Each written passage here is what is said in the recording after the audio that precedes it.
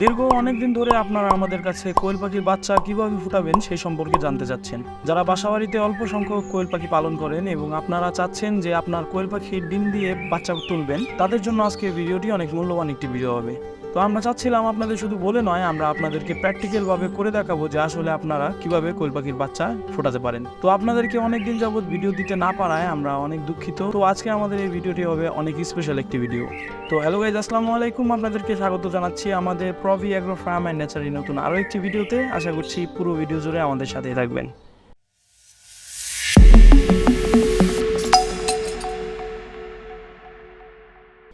তো বাংলাদেশে আমরা যে সমস্ত জাপানি কিংবা হাইব্রিড জাতের কোয়েল পাখি দেখতে পাই, অথবা খামারে আমরা ডিম উৎপাদনের জন্য যে সব কোয়েল পাখি দেখে থাকি, সেই সব কোয়েল পাখিগুলো কিন্তু কখনোই ডিমে তা দিয়ে বাচ্চা ফোটায় না।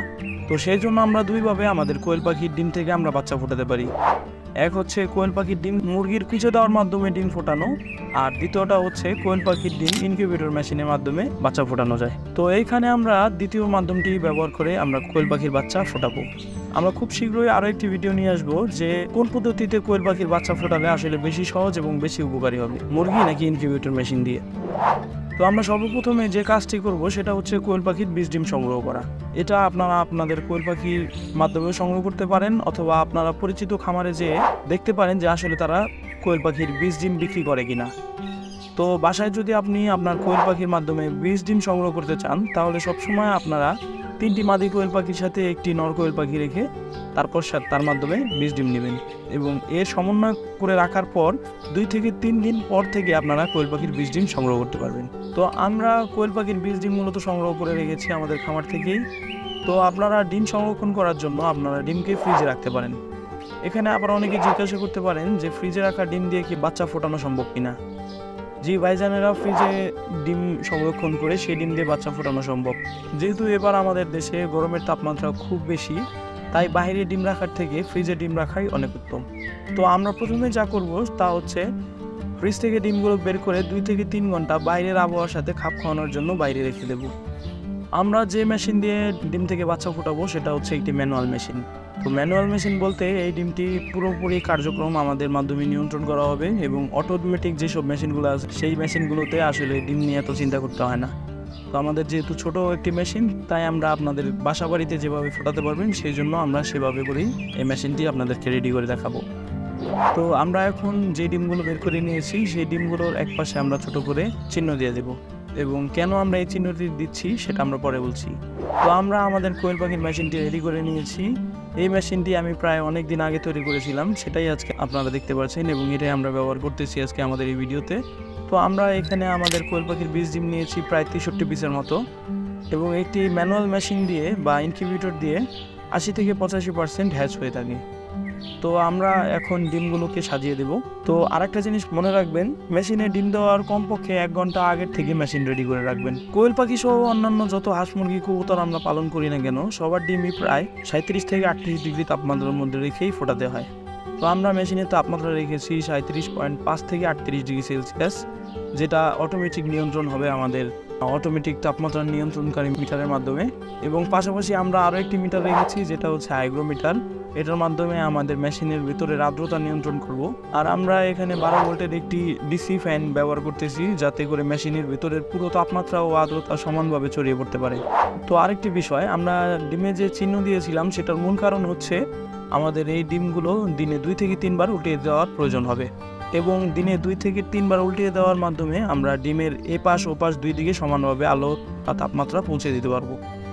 তো আমরা কখন কোন দিকে ডিমটি ঘুরিয়ে দিলাম বা উল্টিয়ে দিলাম সেই দিকটি খেয়াল রাখার জন্য আমরা মূলত এই ডিমের চিহ্ন দিয়ে রেখেছি। তো কোয়েল পাখির ডিম যেহেতু 17 দিনে ফোটে, তাই 17 দিন আপনারা যেভাবে আপনাদের আর্দ্রতা নিয়ন্ত্রণ করবেন তা আগে আমরা বলে নিই।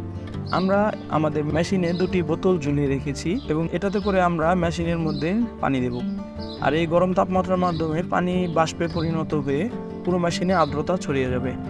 তো আমরা যেভাবে করে এর আর্দ্রতা নিয়ন্ত্রণ করব তা হলো, প্রথম 7 দিন আমরা মেশিনের আর্দ্রতা রাখবো 58 থেকে 63%, এবং তারপরে 7 দিন আমরা মেশিনের আর্দ্রতা রাখবো 65 থেকে 70%, এবং লাস্টের যে 3 দিন থাকবে সেই 3 দিনের আর্দ্রতা তখন আমরা রাখবো 70 থেকে 75%।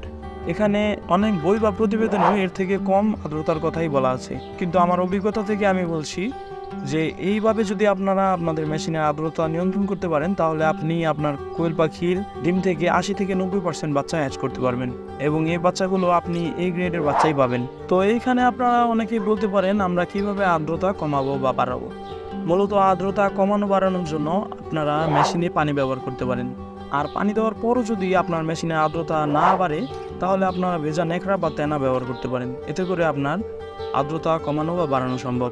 এবং আপনার মেশিনের আর্দ্রতা যদি আপনার নিয়ন্ত্রণের বাইরে চলে গিয়ে অধিক মাত্রায় বাড়তে থাকে, তাহলে আপনারা মেশিনের মধ্যে মুড়ি অথবা বরফ ব্যবহার করতে পারেন। এতে করে আপনার মেশিনের আর্দ্রতা কমে আসবে। আর আর্দ্রতা নিয়ন্ত্রণে আসার সাথে সাথে মুড়ি বা বরফ সাথে সাথে তুলে নেবেন। আর লাস্টের যে ডিম ফোটার আগের 3 দিন থাকবে, সেই 3 দিন মেশিনে কোনো প্রকার ডিম উল্টিয়ে দেওয়ার প্রয়োজন নেই।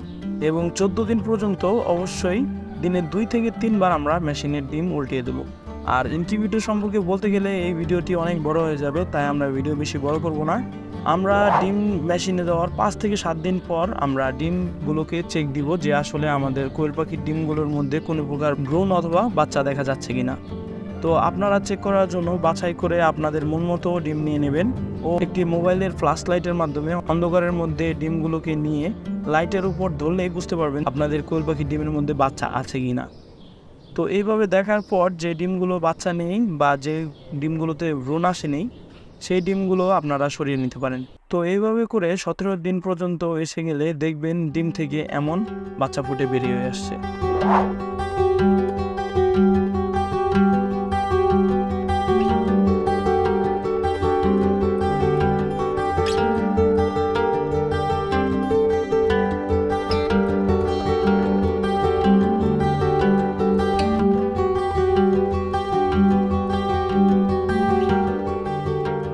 তো আল্লাহর রহমতে আমাদের ডিম থেকে ফোটা সকল বাচ্চাই সুস্থ। তো আপনারা যদি মেশিন দিয়ে এভাবে কেউ ডিম ফোটাতে চান, তাহলে খুব সহজেই ফোটাতে পারেন। তো এতক্ষণ ধরে ধৈর্য সহকারে আমাদের ভিডিও পুরো দেখার জন্য আপনাদেরকে অসংখ্য ধন্যবাদ। আপনাদের সাথে দেখা হবে আমাদের প্রবি এগ্রো ফার্ম এন্ড হ্যাচারি নতুন আরও অন্য কোনো একটি ভিডিওতে। ততদিন পর্যন্ত ভালো থাকবেন, সুস্থ থাকবেন। আল্লাহ হাফেজ।